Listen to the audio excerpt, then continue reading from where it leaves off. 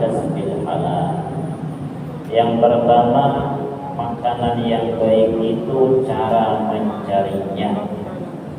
Kasbul halal, usaha yang baik, usaha yang halal. Makanannya mungkin baik, makanannya mungkin lezat, mungkin bergizi, tapi cara mencarinya tidak halal, maka itu dalam syariat ghairu thayyibah, bukan perkara yang baik, bahkan lebih parah, karena bisa mengakibatkan kita mundur amal ibadahnya kepada Allah.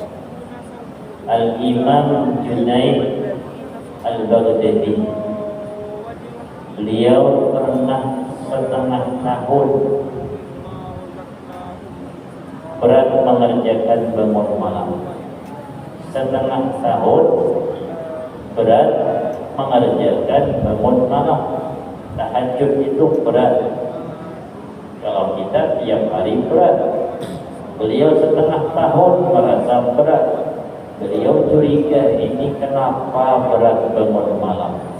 Ternyata aku teliti, kata beliau, ternyata pernah memakan atau menyuap sesuatu makanan yang ragu apakah ini halal, apakah ini haram. Bukan yang haram, tapi yang ragu, yang syubhat, ini makanan ini halal kan haram kan? Dimakan oleh beliau. Sebab itu setengah tahun, kata beliau, merasakan berat bangun malam. Kalau kita tiap malam berat, karena ngantuk terus. Ada tahu yang halal, yang penting kira-kira halal sedikit aja, dia ngantuk halal. Orang dijaga makanan orang, karena perintahnya makan, cari makanan yang baik. Cari makanan yang baik. Orang pahamnya makanan baik, makanan bergizi.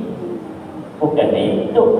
Makanan yang baik itu bukan hanya satu jurusan, hanya bergizi saja. Ada dari segi makna, yaitu makanan yang benar-benar halal. Kasbul halal, usaha yang halal. Usaha yang halal. Kalau usahanya tidak halal, berarti hasilnya itu haram sebenarnya. Usahanya tidak halal, hasil gajinya itu haram sebenarnya. Yang makan siapa? Kita makan. Hasilnya mana? Sebagian jadi darah, sebagian jadi air mani, sebagian jadi tubuh kita. Kawin pula, air mani tadi kemana? Diletakkan ke rahim istri. Kemudian istri pun kita makani makanan yang tidak baik tadi. Kemudian hasil anak, jangan kita heran kalau hasilnya itu memang dari bibit yang tidak baik. Hasilnya tidak baik karena dari bibit yang tidak baik. Orang dulu makanannya itu yang dijaga. Memang betul-betul diamalkan. Quran itu diamalkan, bukan hanya dibaca, bukan hanya dihafal, tapi pengamalan itu yang berat. Kalau kita lihat zaman sekarang susah, berat mencari penghafal Quran. Yang mau menghafal Quran itu berat, susah, jarang. Tapi jauh lebih jarang pencari yang pengamal Quran. Nah itu berat itu. Jarang. Kadang-kadang dia mengamalkan tapi tidak menghafal. Tapi pengamalannya jalan. Secara mau tidak mau, secara langsung dia mengamalkan Quran. Sekalipun dia tidak hafal.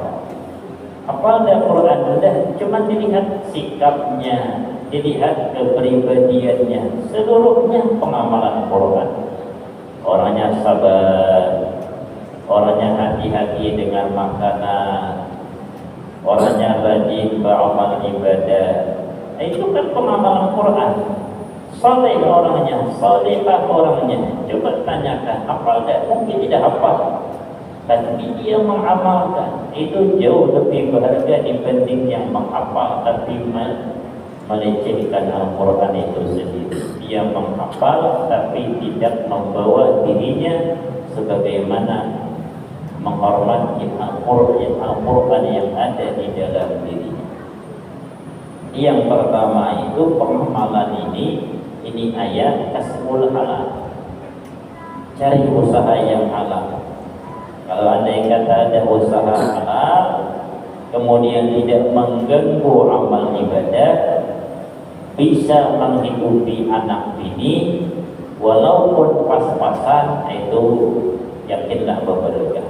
Dibanding berlebih, tapi terbengkalai beramal ibadah, ini lebih tidak akan membawa kepada keberkahan. Cari yang lain. Bumi Allah ini luas. Kadang-kadang yang membuat susah itu hanya peraturan-peraturan saja. Bumi Allah ini luas, cari yang lain, usaha-usaha yang lain.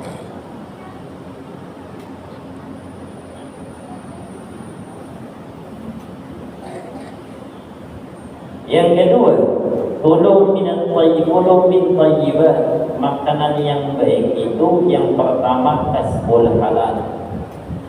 Yang kedua, wal mata'an nafi', dapat memberi manfaat. Namanya bergizi itu namanya baik. Ya, ada nyaman, cuman kada bergizi, ada bawa penyakit banyak. Makanan sekarang nyaman menurut lidah kekanakan. Kalau menurut lidah kita orang tua, yang nyaman itu ikan asin doang. Ikan asin, intalo bedada, nah itu nyaman sudah. Tapi lidah kekanakan wah ini martabak, hotdog, burger, nah itu yang nyaman menurut mereka. Indomie ini zaman hari sudah ada itu. Indomie itu siapa yang mengatakan tidak nyaman? Ulun yang menyatakan nyaman. Cuman kalau kebanyakan ada baiknya itu. Itu pengawet keberadaan dari bumbunya, dari ininya, dari itunya. Cari yang thayyibat, ay al-nafi' yang memberi manfaat. Halal dapat memberi manfaat. Itu perintah Allah Subhanahu wa taala. Daging memberi manfaat. Imam Ali bin Abi Thalib mengatakan jangan kurang daripada 40 hari, sekurang-kurangnya sekali memakan daging. Daging kambing itu bagus, bergizi, sekurang-kurangnya 40 hari adalah sekali makan. Namun kita setahun sekali daging lambu, kurban, betuyok itu. Habis itu ada lagi ayam, Indomie, apa lagi? 40 hari sekali, jangan kurang, harus ada makan daging kambing, kata Imam Ali bin Abi Thalib. Beliau mengatakan demikian. Bagus. Daging kambing itu obat. Aku kenapa kolesterol makan daging kambing? Mungkin bukan dagingnya itu, mungkin bumbu-bumbunya kebanyakan. Kita kan banyak berbagai macam bumbu masuk ke dalam. Kalau susu yang bagus susu sapi, kata Imam Ali. Jadi susu sapi. Kalau daging kambing, obat. Kalau kurma ajwa, itu bisa menangkal sihir, kata Imam Ali, dikutip oleh Imam Al-Ghazali di dalam kitab Ihya. Barang siapa yang memakan kurma ajwa 7 biji setiap hari, maka sihir akan tertolak darinya. Kurma najwa terkenal dengan nama kurmanya Nabi, mahal harganya, setengah kilo, 150.000 duit kita, mahal. Karena sebagian jadi obat. Karena Nabi itu pernah ke kebun kurma, pernah Nabi. Sampai ada satu kesalahan, bukan kesalahan, cuma hilang. Akhirnya dipukul oleh yang punya kebun. Nabi Muhammad dipukul karena Nabi kebun, jadi tukang kebun, nanam kurma, menjaga kurma. Dipukul, cuman yang memukul tidak mengetahui itu adalah Nabi Muhammad SAW yang bekerja di kebunnya. Setelah mengetahui itu adalah Nabi, maka yang tukang yang memukul tadi, yang punya kebun, meminta izin untuk memutuskan tangan yang memukul dengan pedang. Malu dia telah memukul Nabi Muhammad dengan tangannya, sehingga ingin diputuskan, diambil pedang, tapi Nabi melarang. Jangan, kata Nabi Muhammad. Jadi Nabi Muhammad pun pernah ke kebun kurma, terkenal namanya kurma najwa. Kurmanya Nabi Muhammad, senang Nabi Muhammad memakan kurma, bergizi, kurma bergizi.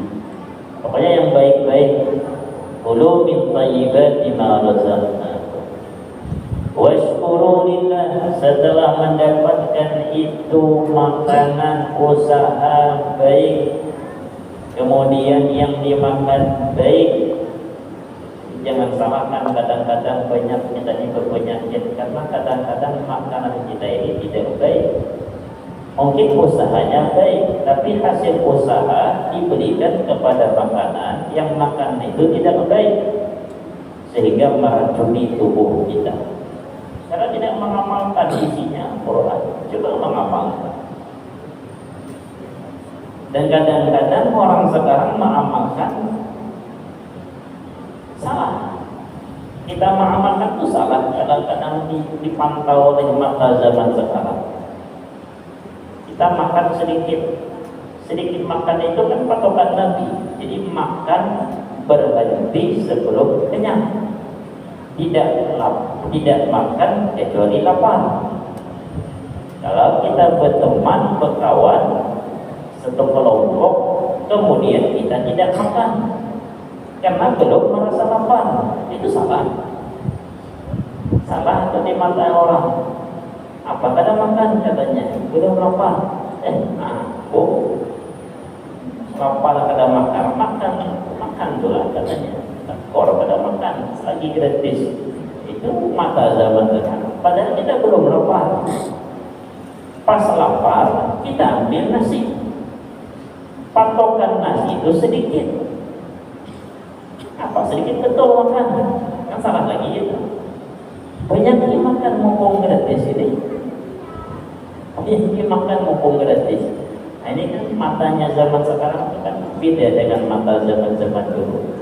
Karena kebanyakan kita itu memang orang awam. Jadi kita mengamalkan yang sunnah itu pun salah juga di mata zaman sekarang. Jadi kita berpikir, mengamalkan sunnah saja susah, ditegur. Kalau orang dulu kita tidak mengamalkan sunnah malah ditegur.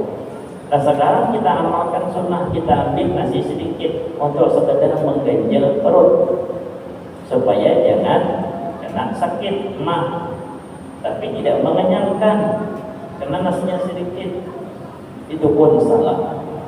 Jadi bagaimana? Wala tattabi'u aktsara ma fil ardi yudilluka 'an sabilillah.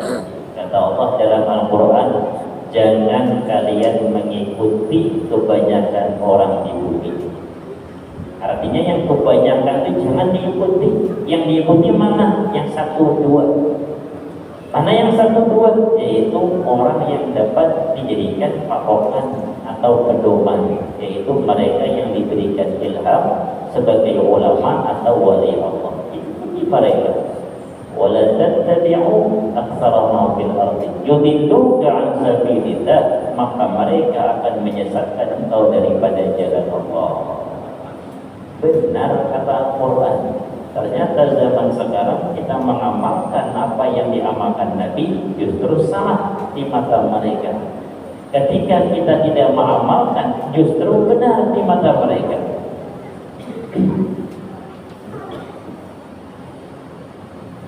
Kulu min thayyibati ma razaqnakum washkuru lillah, bersyukurlah kalian kepada Allah. In kuntum iyyahu ta'budun, jika kalian menyembah kepada Allah.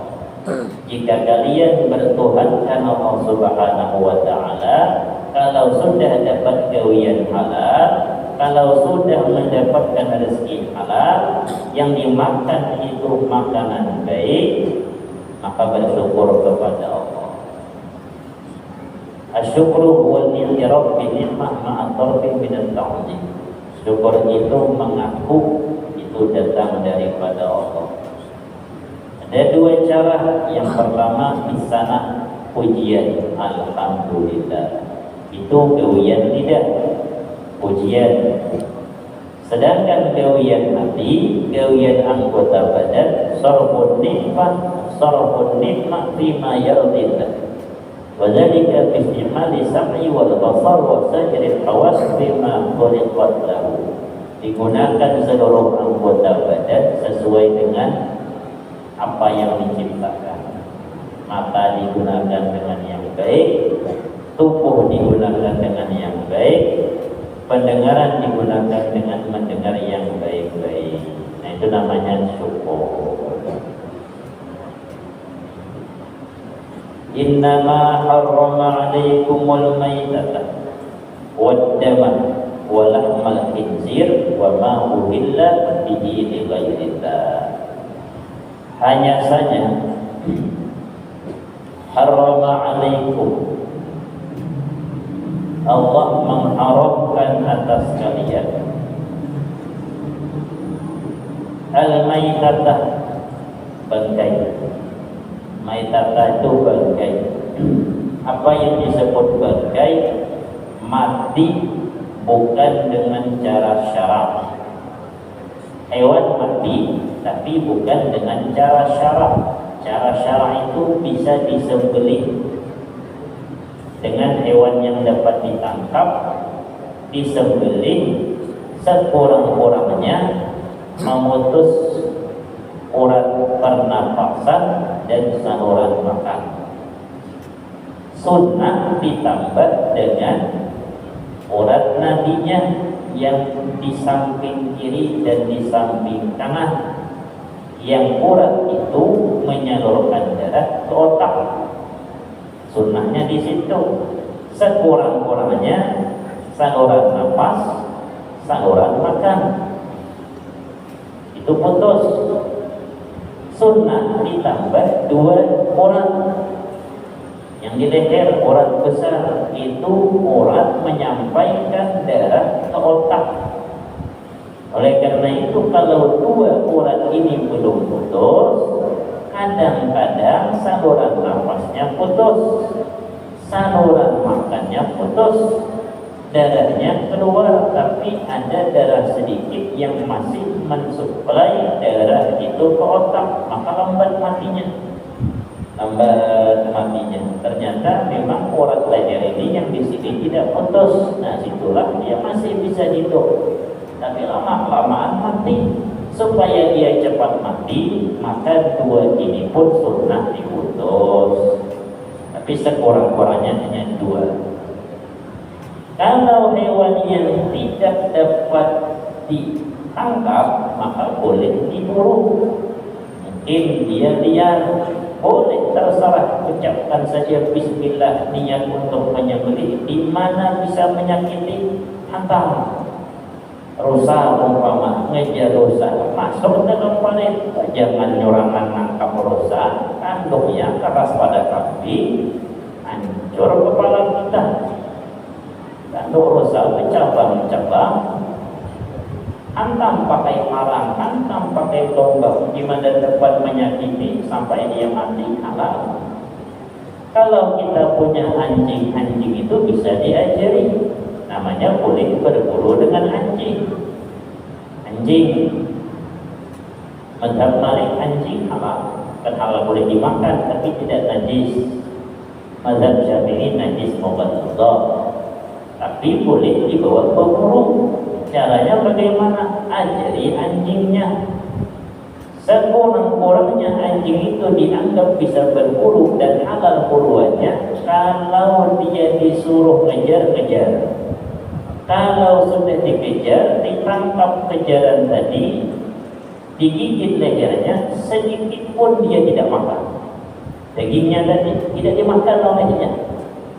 Dan suruh ngejar, hijam mau rusak, anjingnya besar, satu ekor pun berani dia mengejar.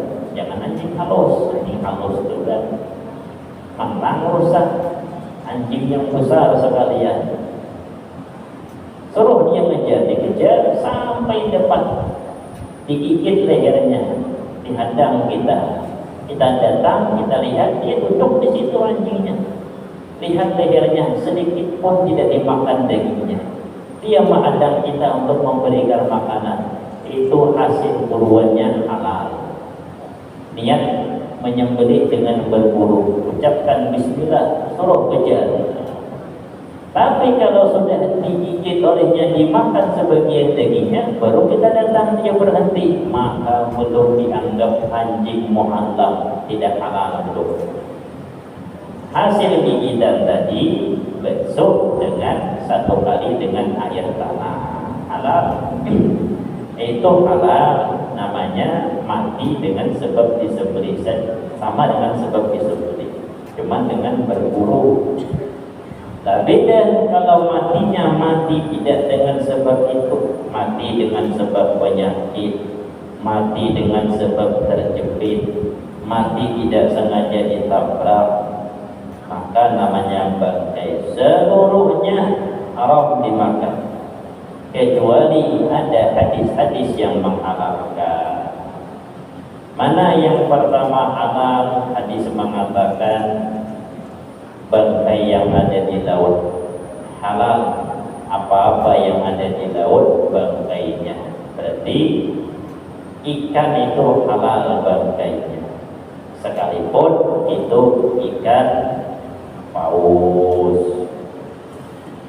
Sahabat berperang jauh ini berperangnya, ternyata kehabisan bekal. Melihat dari kejauhan ada tumpukan, pas didatangi ikan paus, bangkai ikan paus terdampar di pantai. Akhirnya itulah yang dibuat makan sampai kami kenyang, kata sahabat. Sahabat belum tahu ini halal atau tidak.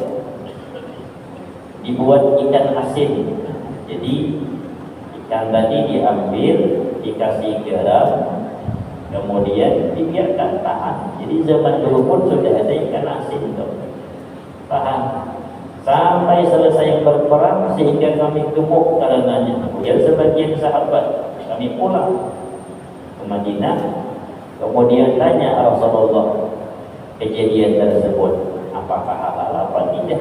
Kata Rasulullah, ada dan masih bangkainya, ada dan masih daging ikan tadi. Ada, kata sahabat. Saya minta, kata Rasulullah. Oh, berarti halal. Memang halal, walaupun ikan hiu. Tapi yang dua halal, halal. Cimpakul itu bukan laut saja, dia pun di darat bisa. Cimpakul, kodok, itu jangan dimakan ya. Ada di TV dimakan. TV itu bukan syariat. TV itu kadang-kadang orang-orang yang makannya lah.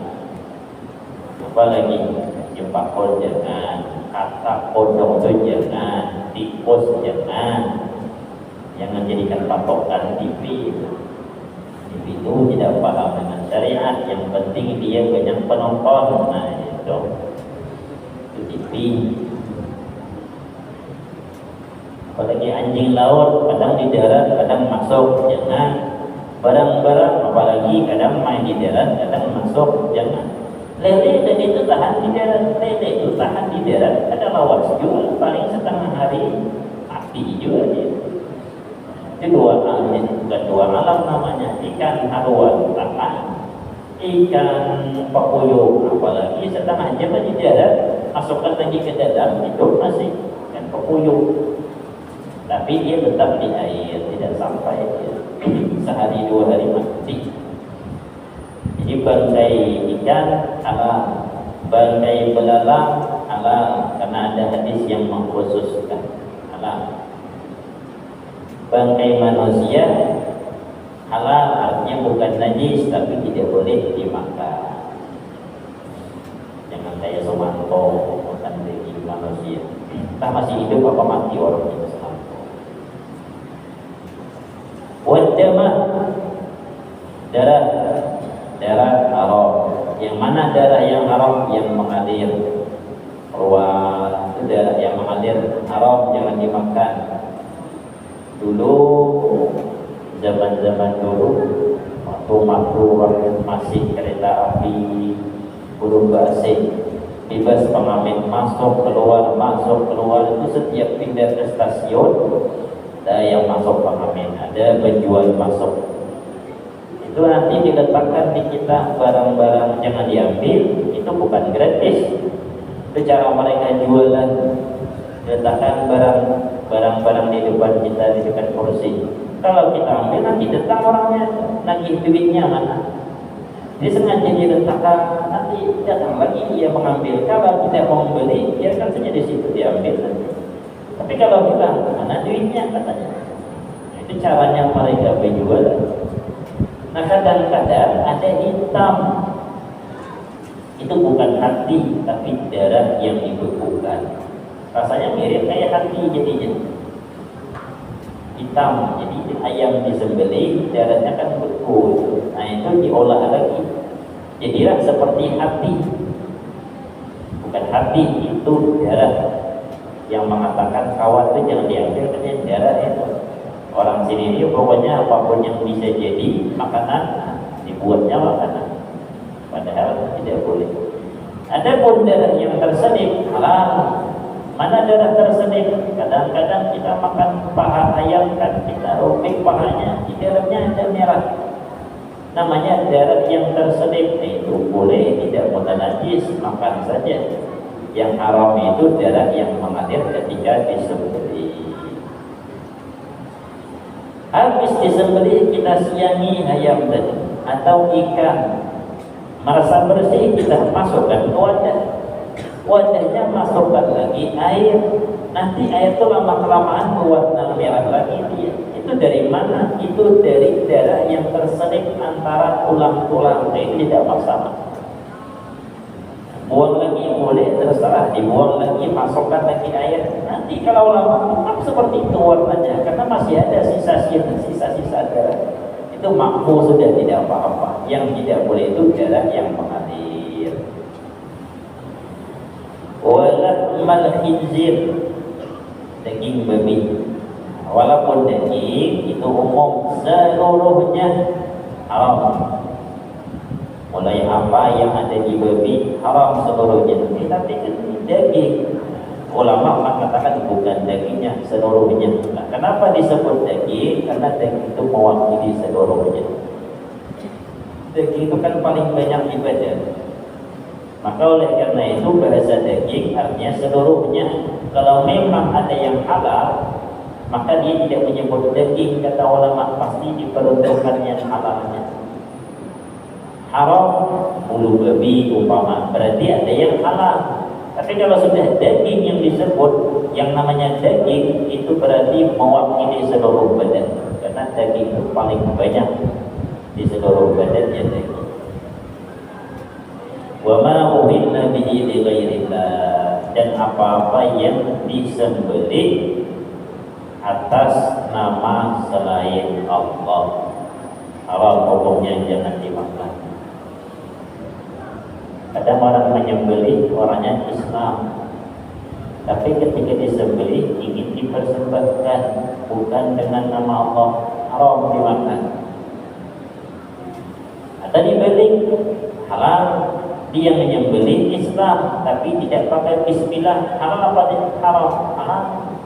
Kenapa? Karena mengucap bismillahirrahmanirrahim itu bukan kewajiban, itu sunnah. Sunnah ketika menyembelih membaca bismillahirrahmanirrahim. Kalau tidak membaca itu bacaan, tapi tidak ada niat menyembelih itu untuk dipersembahkan ke sini, dipersembahkan ke situ, itu sudah cukup halal. Yang penting nyembelih untuk dimakan, tidak pakai bismillah, tidak menghadap kiblat.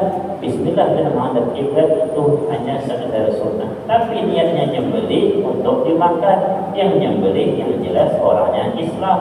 Misalnya bisa melukai hewan yang disembelih, hewan yang boleh dimakan, maka itu sudah memadai dan cukup. Cuman hanya saja lebih baik jauhi sunnah-sunnahnya. Faman ittaba ghayra baghi wala 'ani fala isma 'alaihi. Barang siapa yang terpaksa namun dia tidak menghendaki, maka tidak ada dosa baginya. Artinya kalau terpaksa sesat, mau tidak mau harus makan bangkai, maka boleh makan bangkai, tapi tidak boleh kenyang, secukupnya. Ghayra baghi wala 'ani, jangan ada kehendak memakannya dan jangan terlewat batas. Fala isma 'alaihi, maka tidak ada dosa. Fa innallaha ghafurur rahim, karena Allah itu Maha Pengampun, Maha Penyayang. Mudah-mudahan kajian kita bermanfaat. Al-Fatihah. A'udzu billahi minasyaitonir rajim. Bismillahirrahmanirrahim. Alhamdulillahi rabbil alamin, arrahmanir rahim, maliki yaumiddin. Iyyaka na'budu wa iyyaka nasta'in. Ihdinas siratal mustaqim. Shiratal ladzina an'amta 'alaihim ghairil maghdubi 'alaihim waladdallin. Amin. Amin amin ya Allah. Bismillahirrahmanirrahim. Alhamdulillahi rabbil alamin, wassalatu wassalamu ala asyrafil anbiya'i wal mursalin wa ala alihi wa sahbihi ajma'in. Allahumma inna nas'aluka salamatan fid din wa 'afiyatan fil jasad wa ziyadatan fil 'ilmi wa barakatan fil rizqi wa tawbatan qabla al-maut wa rahmatan 'inda al-maut wa maghfiratan ba'da al-maut. Allahumma hawwin 'alaina fi sakaratil maut wal najata minan nar wal 'afwa 'inda al-hisab. Sallallahu ala sayyidina Muhammad wa ala alihi wa sahbihi wa sallam. Walhamdulillahi rabbil alamin. Taqabbalallahu